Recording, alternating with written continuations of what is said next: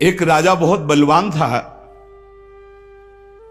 उसने अपने शत्रु पक्ष के राजा का नाश कर दिया। उसका अकेला लड़का था और उसकी मां। अब हर समय शत्रु पक्ष का राजा इस चाल में रहता था कि उस बालक को मार दें तो निष्कंटक अधिकार। और उसकी मां बड़ी भागवत थी, रात दिन भजन करती, भगवान से प्रार्थना करती कि भगवान मेरे बालक की रक्षा करना। और भगवान के जो सिद्ध संत होते हैं भगवत स्वरूप होते हैं। उन्होंने विचार किया, संत के हृदय में, एकदम भजन में बैठे थे उसी राज्य में, विचार एकदम आया कि अच्छा भगवान का आदेश है तो लीला करनी पड़ेगी। और लीला का उस समय इंतजार करने लगे। तो जो राजा बलवान था, जिसने शत्रु पक्ष के राजा को मारकर उसके लड़के को मारने को ठाना था, उसकी राजकुमारी थी, उसके स्वयंवर की रचना की जब बात आई, कमंडल उठाया, लंगोटी कस के बांधी कमर में, पहुंच गए दरबार में। और वो परिचित थे तपस्या और उनके भजन से। जे भी देखा तो साष्टांग दंडवत राजा हुए। देखो, बाहरी आचरण से कैसे भी नहीं जाना जा सकता महात्मा के स्वरूप को, उनकी लीला को। राजा को मालूम था कि ये बड़े प्रसिद्ध और तपस्वी महात्मा हैं।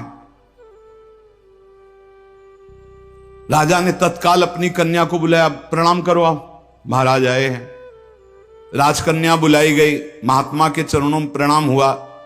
महात्मा ने ऐसे देखा नखशिख तक और कहा, इस लड़की का तो विवाह हम करेंगे, किसी राजकुमार से न कर देना। राजा तो एकदम होश उड़ गए। पर बहुत वो प्रवीण भी थे, राजा बुद्धिमान थे। तो उनका, महाराज ब्याह तो आपसे ही कर देंगे, आप जैसा सुयोग्य वर कहां मिलेगा। 80 वर्ष की अवस्था, शरीर में झुर्रियां पड़ रही, दूल्हा की पोशाक मात्र में लंगोटी, धन संपत्ति मात्र में लौकी का कमंडल, आप जैसा दूल्हा कहां मिलेगा। कुछ शर्त हैं, उनका आप पालन कर दो। गए, अपने तिजोरी से इतने बड़े बड़े मोती 2 लाए। बोले, ये हमारे पूर्वजों के द्वारा एकत्रित किए हुए 2 मोती हैं, 108 मोती ले आओ। पहली शर्त, राजकुमारी का ब्याह आपके साथ। देख रहे थे, हालत देख रहे थे। महात्मा ने कहा, हाँ हाँ 108 क्या होते, ले आएंगे। बोले, मोती देख लो। बोले, लाओ, जब साथ रहेंगे तो उसी नाप के ले आएंगे। राजा ने सोचा इनको, और बोले, महाराज लगन के पहले, क्योंकि लगन निकल गई तो फिर बात कैसे बनेगी। तुम चिंता मत, तुम्हारे कुल की प्रथा पूरी करूंगा और कन्या से विवाह करूंगा। पर एक बात ध्यान रखना, अगर विलंब हो जाए तो किसी के साथ पाणिक ग्रहण नहीं कर देना, नहीं तो जो आ गया। दूसरे से ब्याह की सोचना भी मत। अब राजा ने कहा, जैसी आ गया। उन्होंने सोचा महात्मा मोती लेके जाएंगे, 2-4-6 दिन घूमेंगे, निराश होके वापस आ जाएंगे। उनको क्या पता था कि जो भगवान के दास होते बड़े जिद्दी स्वभाव के होते हैं। अब वो ऊंचे दर्जे के सिद्ध महात्मा हाथ में मोती लिए हुए पहुंचे। विचार किया कि यार मोती किससे मांगूं, किससे खोजूं, कहां जाऊं। तो उनका समुद्र को रत्न गर्भा कहा गया, क्योंकि समस्त रत्न है, रत्नाकर है, सब रत्न उसमें विराजमान। समुद्र ही से सीधे मांग लेते हैं चल के। गए, ध्यान आया कि 3 दिन तक भगवान राम जो है उपवास करके बैठे रहे, नहीं आया तो हम तो 30 दिन बैठे रहेंगे तो नहीं आएगा, क्या करें। तो लौकी का कमंडल था, कमंडल उठाया, उलीचने लगे। 1 दिन 2 दिन 3 दिन लगातार, और खूब नाम जप भगवान का। हर कमंडल में नाम जप करके, मंत्र जप करके जल उलीचने लगे। नाम का प्रभाव, समुद्र के हृदय में जलन पैदा हो गई। समुद्र एक साधारण पुरुष के रूप में पीछे से आवाज की, बाबा ये क्या कर रहे हो। समुद्र को खाली कर रहे हैं, और क्या कर रहे हैं। बोले तुम्हारे लौकी के कमंडल से समुद्र खाली हो जाएगा। बोले मजाक करो मत करो, एक महात्मा ने चुल्लू में पी गए थे, अगस्त जी चुल्लू में पी गए थे, ज्यादा हमको चैलेंज मत करो। समुद्र डरा। बोले उलीच काहे के ले रहे हो तुम, हमें बता सकते हो?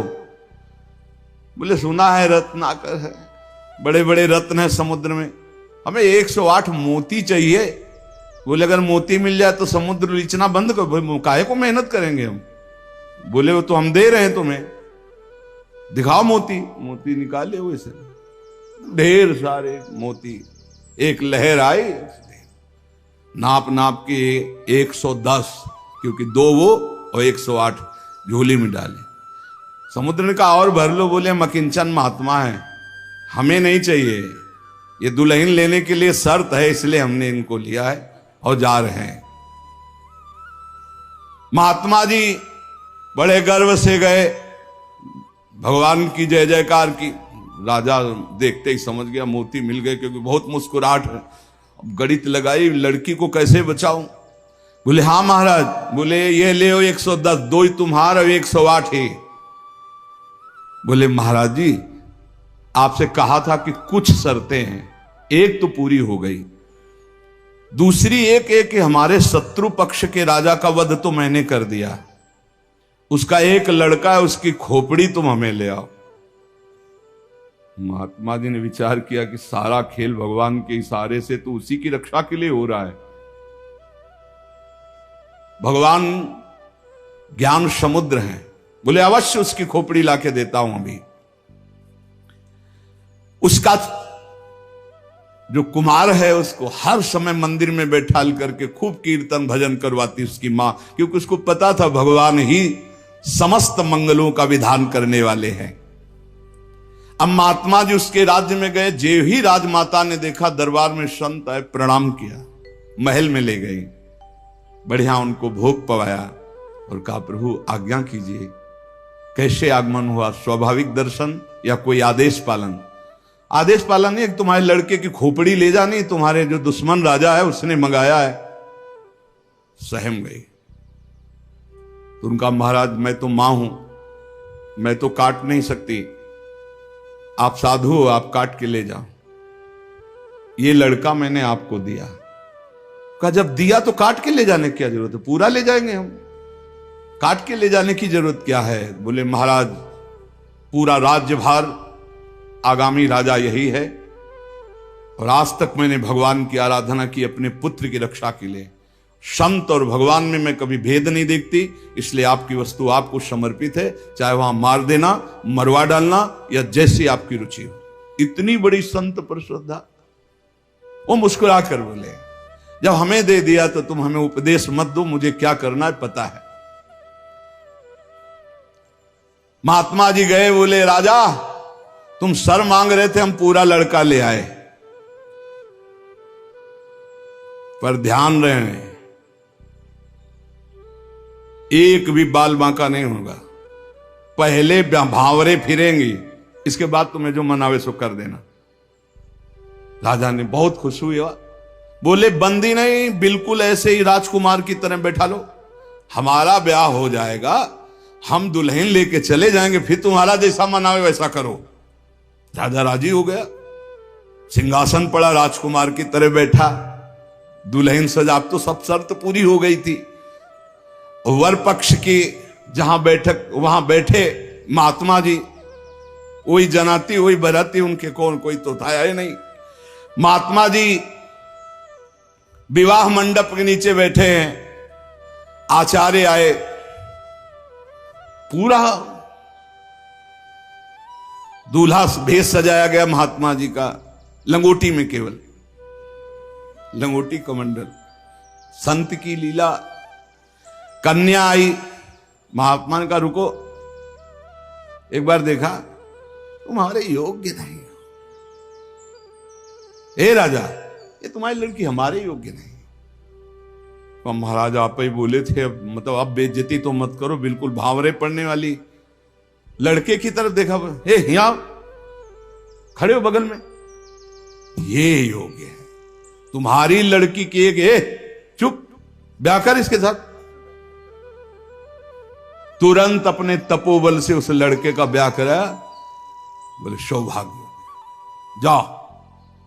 मां ने आराधना किस बात की थी कि दुश्मन राजा कहीं हमारे पुत्र को ना मार दे, और ये आदेश भगवान ने संत को दिया। तो इतनी बड़ी लीला संत ने रची, और उस राजा से कहा होश में तुम्हारी बेटी का सुहाग है, पूरी सुरक्षा उस राज्य की भी तुम्हें करनी, और अगर हमें सुनाई दिया किसी भी तरह का विरोध, महाराज। कभी कभी भगवान की आज्ञा से संतजन कुछ ऐसी लीलाएं करते हैं जिन लीलाओं को बाहरी आचरणों से आप जान ही नहीं सकते कि मामला क्या है। तो कह रहे हैं कि बाहरी जो लीला है वो तो कोई नाटक का पात्र भी कर सकता है, लेकिन संतों की लीलाओं को बिना भगवत प्राप्त कोई जान नहीं सकता है। हमारे ग्वारिया बाबा वृंदावन के सेवा कुंज गली से मस्ती से में चले आ रहे हैं, यार की मस्ती में। सामने से कुछ बंगाल से एक परिवार आए हुए थे दर्शन करने, उनके साथ लड़की को देखा। 70 वर्ष के होंगे बाबा, ग्वारिया बाबा। बिरज गए, बोले नहीं हम इससे ब्याह करेंगे। अरे बंगाली बोले कैसे करोगे तुम ब्याह, बेटी हमारी हम ऐसे। बोले नहीं। अब तो आवाज हुई तो सब ब्रजवासी इकट्ठा हुए। ब्रजवासी हंसने लगे क्योंकि जानते थे बाबा सिद्ध है और बालवत उनका व्यवहार। बोले लेंगे, दुल्हन लेंगे, इसी के साथ विवाह करेंगे। बंगाली ने कहा तुम चीता में भरो, जहां भरो, हम अपनी बेटी का ब्याह तुमसे। तो बोले नहीं करेंगे। झगड़ा शुरू। ब्रजवासी बंगाली से बोले भैया तुम नहीं जानते, ये सिद्ध महापुरुष है, एक बार हां कर दे, नहीं ये जल जाएगा बाबा। बोले अगर कुछ भी हो तो हम लोग हैं, तुम चिंता मत करो, एक बार हां कर दो। उनको समझाया, अलग ले जाए। बोले बाबा ब्याह के लिए तैयार है। बोले तैयारी की जाए। वो तो घबरा रहा है। ब्रजवासियों का बाबा पूरी तैयारी है, बस तुम अपनी तैयारी कर लो दूल्हा बनने की। यार नहीं इच्छा तुम्हारी? नहीं। बोले हमारे यार की इच्छा नहीं। चलिए। संतों की बाहरी लीलाएं ऐसी, जो सिद्ध पुरुष होते हैं उनको लोक व्यवहार की, क्योंकि वो अब सबको भगवत स्वरूप देकर एक आनंद लीला उनकी चलती रहती है। तो कह रहे कि नाटक करना गंभीरता का, ये सब ये तो नाटक पात्रों में हो सकता है, लेकिन भगवान के संतों की अभिनय की बुद्धि नहीं होती, वो स्वाभाविक भगवत प्रेरित लीलाएं उनकी होती रहती। बोले मिताहार, आधा किलो देसी घी, किलो 1.5 किलो रबड़ी, आधा किलो 1 किलो दाल सब्जी, ऐसी रोटी बीता से ना पी जाए। जब कोई देखे है चल उधर देख, और प्रसाद पाए। संतों की तो लीलाएं जान नहीं सकते। 10 ग्राम संख्या एक बीजा में मर जाए।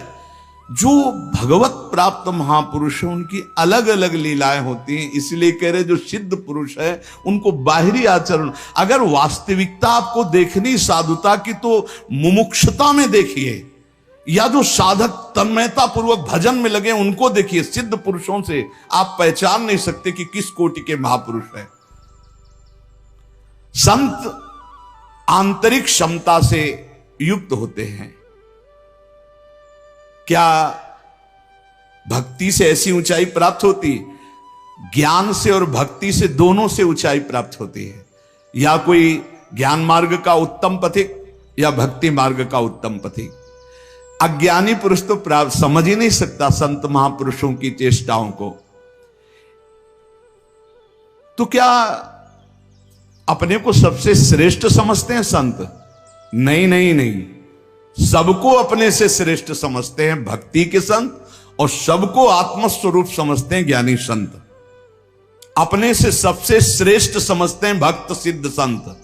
सो अनन्य गति जाके असमति न टरे हनुमंत, मैं सेवक सचराचर रूप स्वामी भगवंत। मैं सेवक हूं, चराचर जगत मेरे भगवान का स्वरूप है, ये सिद्ध भक्त का। और जो ज्ञानी होता है वो सर्वम खलमिदम ब्रह्म, वो ब्रह्म स्वरूप अपने आत्मस्वरूप का अनुभव करके नानात्व का विस्मरण कर देता है। भक्त समस्त विश्व के लिए भजन करता है। देखो साधक अपने लिए भजन करता और सिद्ध किसके लिए भजन करता? विश्व के लिए। सिद्ध पुरुष का तन मन और भजन, ये प्रत्येक चेष्टाएं जगत मंगल के लिए होती है, उनका अपने लिए कुछ नहीं होता। जैसे साधक परेशान रहता, मेरा कल्याण हो जाए, उसके लिए भजन साधन कर, सिद्ध पुरुष का नहीं। उसकी सारी भजन साधन की चेष्टाएं, सब जितना दिनचर्या है वो जगत मंगल के लिए होता है। सब पूरे संसार को देते रहते, तुम्हारा मंगल हो, तुम्हारा कल्याण हो। उनके पास कोई चीज नहीं रहती, कोई चीज नहीं, सब पर भगवान का अधिकार, सब भगवत स्वरूप जगत, इसलिए अपना कुछ नहीं। बड़ा ऊंचा भाव होता है भक्त का, जो सिद्ध महापुरुष होता है। जब तक देखो संतों की चेष्टाओं को नहीं जान पाओगे, उनका जो भाव होता है बड़ा विचित्र होता है। एक नाव में बहुत से लोग बैठे हुए थे, संत भगवान भी बैठे हुए थे, आराम से नाव चली जा रही थी, सब इधर उधर की बातें कर रहे थे। संत तो एक उन्मत्त अवस्था में। नाविक ने कहा, सावधान, नाव भंवर में फंस रही है, अब डूबने वाली है। संत भगवान का कमंडल था, फौरन ढक्कन हटाया और भर भर करके नदी से पानी नाव में डालने लगे। अरे वो ये क्या कर रहे हो? किसी के नहीं सुन रहे थे, 10-12 कमंडल तो डाल ही चुके थे। इतने में नाविक ने कहा, भगवान की कृपा से नाव भंवर से निकल गई, बचने का संकेत है। जो कमंडल से डाला था बाहर फेंकने लगे। सबने पक्का समझ लिया, जब डूबने वाली थी तो नदी से पानी डाल रहे थे, और जब बचने वाली है तो नाव से बाहर डाल रहे थे। वे पागल दिमाग के हैं। लेकिन वो नाविक बहुत से संतों को पार किए थे। तुम मत करना ऐसा, ये सिद्ध पुरुषों की बात कह रहे हैं।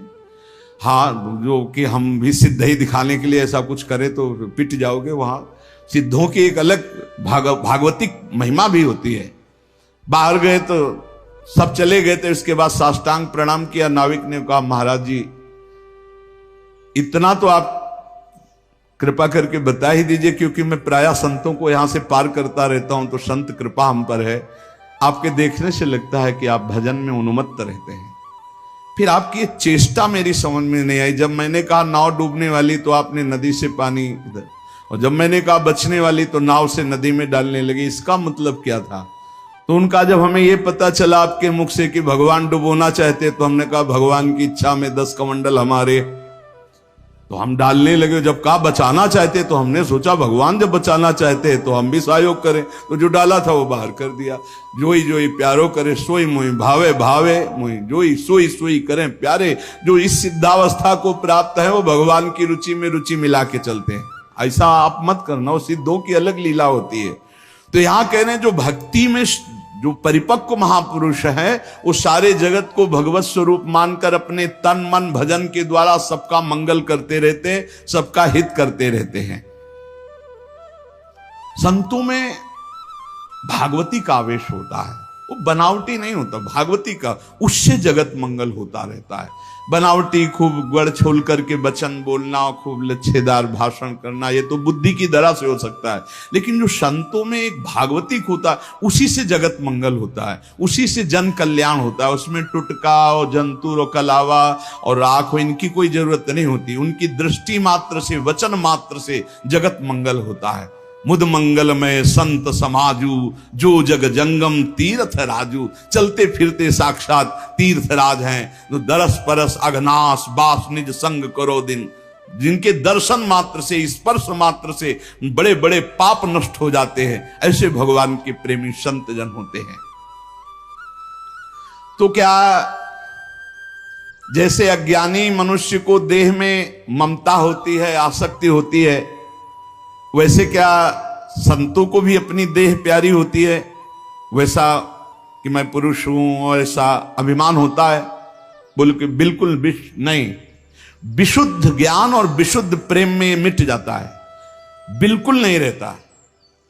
एक बार यही प्रश्न किया था एक भैरव सिद्ध करने वाले ने आद्य गुरु भगवान शंकराचार्य जी से जाकर कि आपका ब्रह्मबोध होने के कारण शरीर से कोई राग नहीं है? बोले नहीं।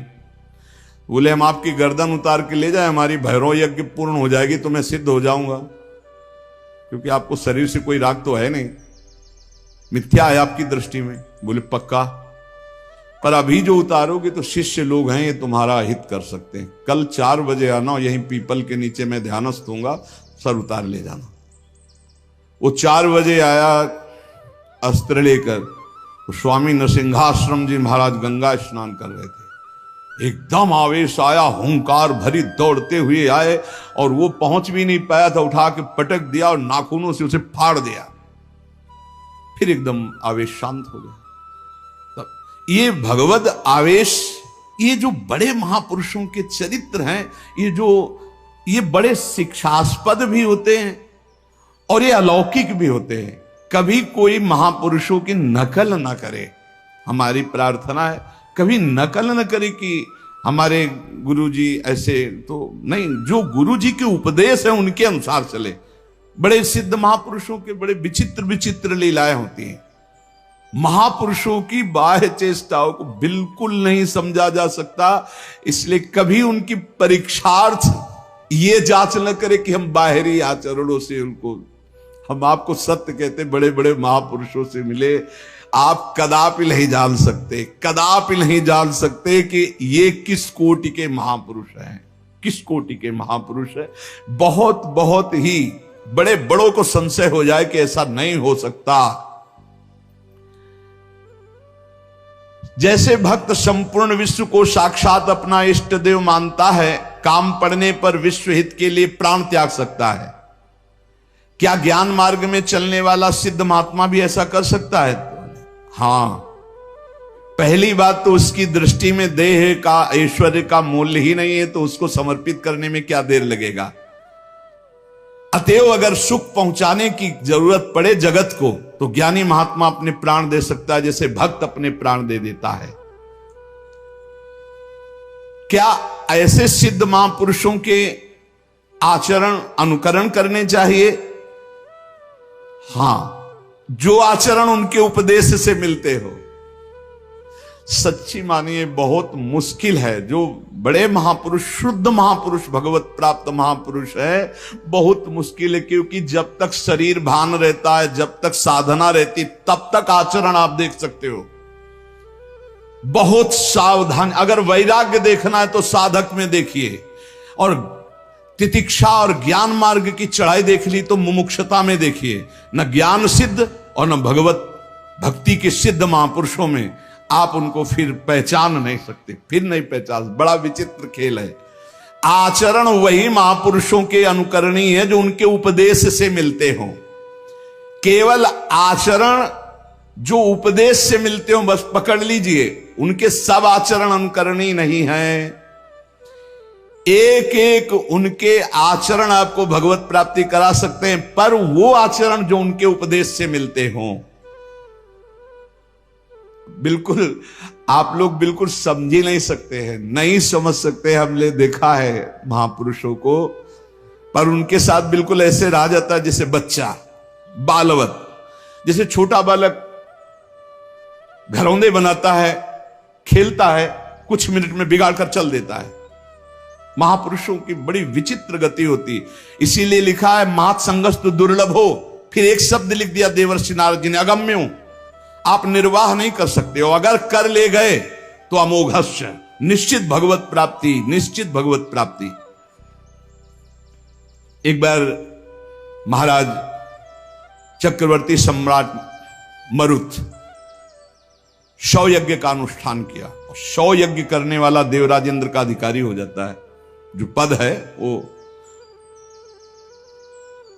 देवराजेंद्र ने सोचा कि अब कैसे रोका जाए, तो उन्होंने वशिष्ठ जी से सीधे जाके, तो वशिष्ठ जी खड़े होकर आदर किए, क्योंकि त्रिभुवनपति देवराजेंद्र देवताओं के। देवराजेंद्र ने कहा हम यज्ञ के लिए तुम्हें आचार्य रूप में, तो उनका मरुत ने पहले मुझे स्वीकार कर रखा है क्योंकि मैं उनका कुलगुरु हूं। तो उनका मनुष्य की स्वीकृति से ज्यादा देवताओं की स्वीकृति होती है। मैं देवराज हूं, मैं आपसे निवेदन कर रहा हूं कि मैं आचार्य पद में आपको स्वीकार करता हूं, क्या यह शास्त्र सम्मत नहीं है? उनका ये तो शास्त्र सम्मत है, पहला अधिकार आपका ही है, आप यज्ञ भोक्ता देवता, इसलिए मैं स्वीकार करता हूं आपका आचार्य पद, यज्ञ कराने मात्र के लिए। वैसे देवताओं की कुलगुरु तो भगवान बृहस्पति देव हैं। इस ईर्ष्या कि कहीं ये 100 यज्ञ पूरी न। अब महाराज मरुत को जवाब दे दिया कि हम नहीं करा सकते। संकल्प पूर्ति महापुरुष इस पर बहुत ध्यान देते हैं कि जो हमने नियम लिया उसकी पूर्ति हो। मरुत जी व्याकुल हो गए और संत सेवी थे। तो एक दिन देवर्षि नारद जी आए भगवत प्रेरित। देवर्षि नारद जी से अपनी व्यथा बताई कि हमारा तो सर्वस्व लुट गया, हमारे आचार्य को ही देवराज इंद्र ने अपने पक्ष में कर लिया और उन्होंने मना कर दिया, अब हमारा संकल्प अधूरा रहे। तो बोले तुम्हें बताएं, एक महात्मा है जो तुम्हारी यज्ञ करा सकते हैं, इस समय काशी में है और उनका नाम संबर्त ऋषि है और वो बृहस्पति जी के भाई है, पर वो रहते हैं प्रच्छन्न वेश में, अवधूत वेश में। अगर वो स्वीकार कर लिए तो ही यज्ञ हो सकती, नहीं त्रिभुवन में अब कोई यज्ञ वेत्ता नहीं है जो आपकी यज्ञ करा सके, क्योंकि देवराज इंद्र जब वशिष्ठ जी को अपने में, तो फिर अब कोई वो करा सकते हैं। मरुत ने अपने संकल्प की पूर्ति के लिए कहा मैं पहचानूंगा कैसे?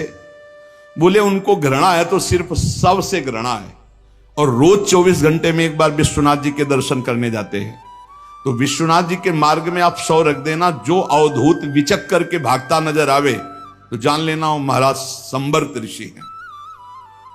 ऐसा ही किया महाराज मरुत ने। दिन भर इंतजार करते रहे, देखा एक पागल जैसे प्रच्छन्न ऋषि, जो ही देखा 100 तो भाग करके दूसरी तरफ पीछे भागे मरुत जी। अब वो समझ गए कोई मेरा पीछा कर रहा है, तो भागे गंगा के किनारे की तरफ। पेशाब करके ऊपर फेंक देना, थूक देना, ईंट मारना, रज मारना, ऐसे सब। वो कुछ नहीं, विचलित नहीं हुए, हाथ जोड़े भागते ही रहे। एकांत में गए, बोले क्या चाहते हो? बोले महाराज मेरा नाम मरुत है, मैं आपको आचार्य पद पर स्वीकार करता हूं, यज्ञ कराना चाहता हूं। देख ले, समस्त देवता तेरे खिलाफ हो जाएंगे और अगर तूने मुझे फिर आचार्य पद से हटाया तो तुझे भस्म कर दूंगा। अगर मैं आचार्य पद पर बैठा रहा तो किसी भी त्रिभुवनपति की ताकत नहीं है कि तेरी यज्ञ में विघ्न पैदा कर सके। बोले इसीलिए वर्ण कर रहा हूं, प्राण चाहे चले जा, मैं आपको नहीं छोड़ सकता। संबर्त ऋषि आचार्य रूप से जब यज्ञ के लिए बैठे तो अग्नि देवता आए, उन्होंने कहा आहुति स्वीकार नहीं करेंगे, बंद कर दे, मरुत यज्ञ को बंद कर दे। तो संबर्त ऋषि ने कहा तुम मेरे मंत्र से आवाहन करने पर स्वीकार करोगे, अगर नहीं स्वीकार करोगे तो मैं मंत्र के द्वारा तुम्हें भस्म कर दूंगा। तपोबल से अग्नि देवता को भस्म। अग्नि देवता थर्रा के गए, देवराज इंद्र से कहा बहुत बेढप महात्मा है, मंत्र बल से युक्त है, वो मुझे भस्म कर देंगे, मैं थर्रा गया हूं। देवराज इंद्र जेव ही आहुति प्रारंभ हुई, देवराज इंद्र वज्र लेकर प्रकट हुए मरुत को दंड देने के लिए। ऐसे केवल कर दिया तो वहीं वज्र लिए ऐसे खड़े हो गए। बोले जब तक यज्ञ होगी ऐसे खड़े रहोगे और जो आहुति दोगे हर देवता स्वीकार करे। बोले हर आहुति स्वीकार करेंगे, ऐसे कब तक वज्र लिए खड़े रहेंगे, आप कृपा करो। तो जो भजन में डूबे हुए अवधूत कोटि के महापुरुष हैं, बड़ी अपार सामर्थ्य होती है, पर इनके बाहरी व्यवहार, बाहरी आचार ऐसे होते हैं कि जाना नहीं जा सकता। बाहरी व्यवहार, बाहरी आचरण संभाल संभाल करके साधक करता है, चाहे ज्ञान मार्ग का हो चाहे भक्ति मार्ग का हो। और जो भगवत प्राप्त महापुरुष हो गए अब उनको कोई फर्क नहीं। इसीलिए श्रीमद् सुधा निधि में एक श्लोक लिखा है, कर्माण श्रुति बोधितानि नितराम कुर्वन्तु कुर्वन्तु मा गूढ़ाश्चर्य रसास्रगादि विषयान गृह्णन्तु मुंचन्तु वा कैर्वा भाव रहस्य पारगमति श्री राधिका प्रेयसा। ऐसे उत्तम रहस्यमय भाव में डूबे हुए महापुरुष। तो क्या इन महापुरुषों के आचरण शास्त्र के प्रतिकूल भी होते हैं क्या, जिन्हें पापाचरण कहते हैं? कदापि नहीं, क्योंकि सिद्ध ही हुए हैं शास्त्र अनुकूल आचरण करके। पापाचरण नहीं होते, पर बड़ी उनमें दिव्यता होती। जैसे आद्य गुरु भगवान शंकराचार्य जी ने मछली ऐसे खाई तो कुछ शिष्यों ने पाली। भक्तमाल जी में भगवान शंकराचार्य जी के पावन चरित्र में लिखा हुआ है, जब आगे चल करके गला हुआ कांच पीने लगे, अब सब चुप थे, बोले पियो।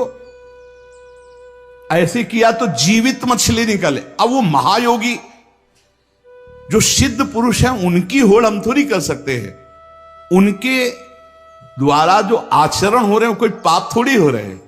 अब कह दे कि उन्होंने मछली खाई हम भी पाप। अब वो जब ऐसे किए तो सब लीवर में फंस चुकी थी, और वो जिंदा निकाल दिए।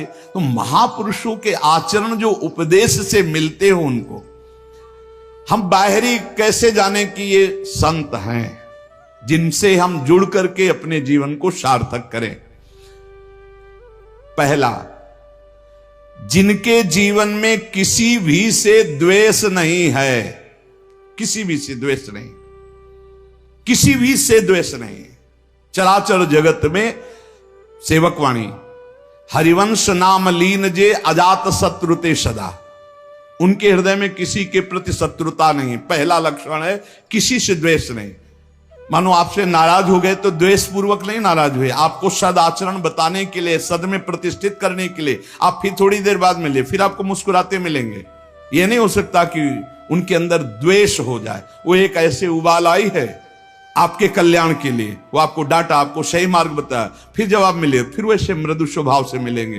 कोई उनके अंदर द्वेष नहीं होगा। और द्वेष जिसके अंदर होता है तो सालों चलता है, पूरे जीवन भर चल जाता, देखते ही जल जाएगा वही आदमी है जिसने ऐसा। दूसरा, उनका सबके प्रति प्रेम भरा व्यवहार होता है।